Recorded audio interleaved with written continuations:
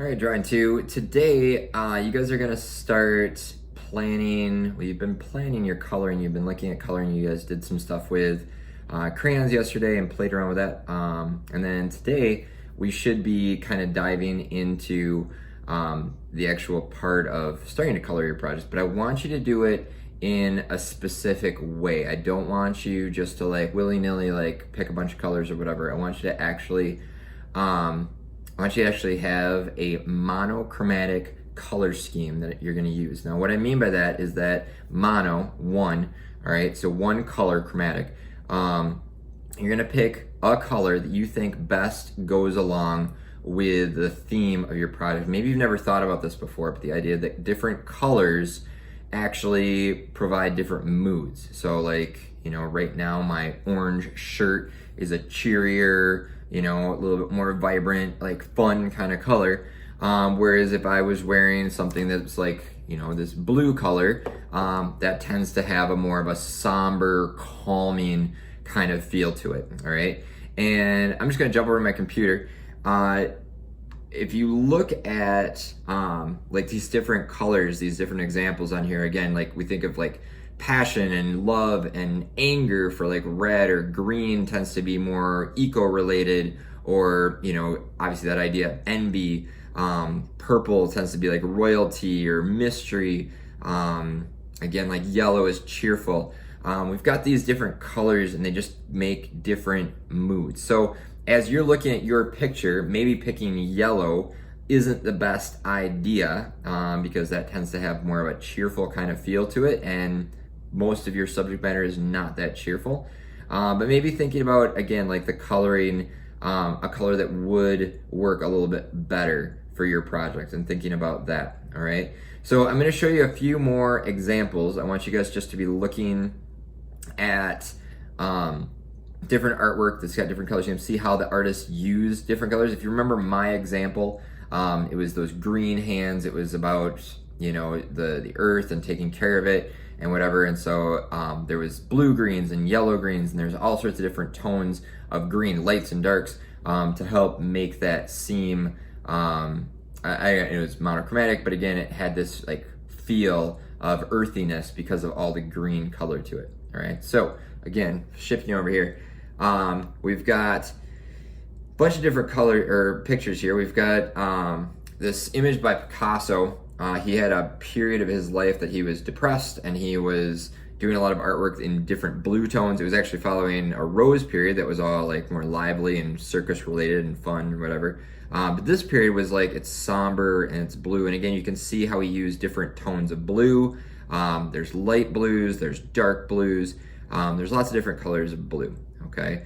And these two images, the next two images, they're more based on, these faces. And again, this face has a very somber feel to it. So obviously the subject matter comes across as kind of depressed and, whatever, but also the color sort of adds to that. If we switch to this next one, this one, again, it's red tones, and you can see, again, the face, the liveliness of it, that kind of creates this happier feel, but also just the color of it, gives it a little bit more uplifting and like fresh, fun kind of feel.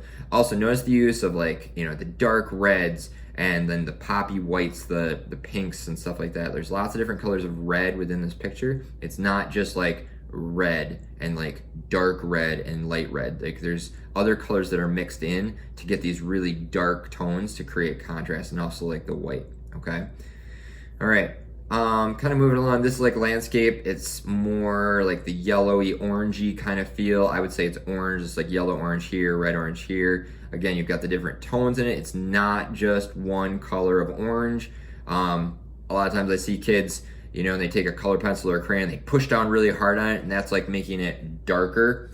It's not darker, you guys. It's just more orange. So make sure, you guys, that as you're coloring, you're thinking about, all right, I'm layering this up. I'm making this lighter here, just like my shirt has like lighter areas and darker areas. And then there's like dark shadows. So like I would go in with maybe blue or something like that to create these like really dark areas.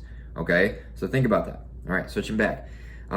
This green one, again, there's different colors of green in here. There's yellow greens, there's like some blue greens down here. Again, this has a different feel, a different vibe than this one did, right? Like it's just, obviously it's two different styles, but again, it's just got a different feel to it. And again, this landscape, this yellow, it's just, I mean, I look at this and it just feels calm, right? It feels like more serene. It's just got a different vibe to it than, again, the other two do it. And again, look at your colors. You got a lot of like just kind of a lighter yellow up here. Obviously these colors here, they added in probably violet. Like violet is the opposite of yellow on the color wheel, and that's a great color to use to actually kind of shade things in. There's almost like some greenish, like a yellow green kind of to some of this here, like if you look in this area.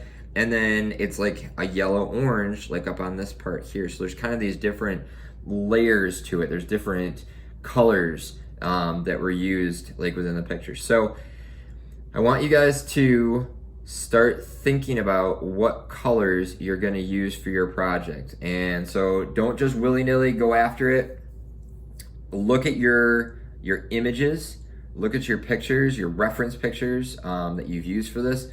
Make sure that you're really looking at where the shadows are, where highlights are. Don't just color. If you're coloring like, you know, a person's, like you're coloring me and you just color my shirt all the same color orange, that is not how it actually looks, you guys. You need to look at reference pictures. And sometimes what's helpful is to like take my image and like make it black and white, or take the image that you're working from, make it black and white, and then think about like your middle tones are gonna be your, you know, like if it's orange, you know, like the middle grays are gonna be orange, and then the lighter colors, you're adding white to it, making them lighter, and you're making the darker areas darker, like my beard or whatever. If you're making this all orange, you'd make that like a darker. In drawing one, you guys, we did this with the colored paper, all right? Remember the class collage project. So you guys, I want you thinking about it in that same kind of way. I want you guys thinking about how to make an image one color, all right, using your crayons or whatever, and really pulling out kind of those interesting like aspects of it, okay? So pick your color. In your daily share today, I want you guys to show me what your project, what your coloring is gonna be, what color scheme you're gonna use, and why. Explain that to me.